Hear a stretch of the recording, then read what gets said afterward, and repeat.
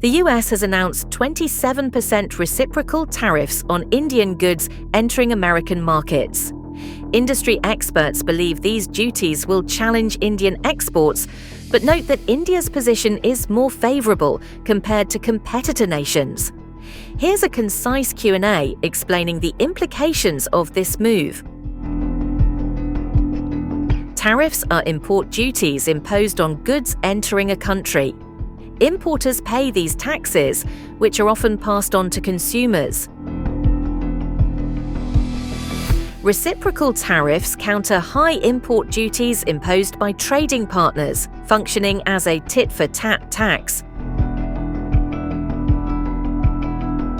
Indian goods already face a 25% tariff on steel, aluminum, and auto parts.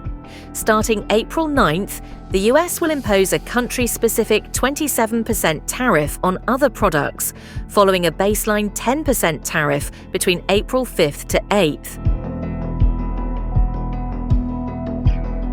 The US aims to boost domestic manufacturing and reduce trade deficits, including a $35.31 billion goods deficit with India in 2023-24. Items such as pharmaceuticals, semiconductors, copper, and energy products like oil and gas are likely to be exempted.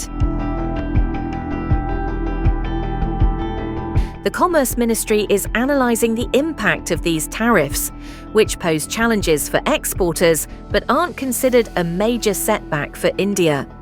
Industry bodies like FIEO highlight that India's position remains stronger than competitors like China and Vietnam. Experts suggest that while the tariffs may catalyse global supply chain shifts favouring India, leveraging these opportunities requires improvements in logistics, infrastructure, and policy stability.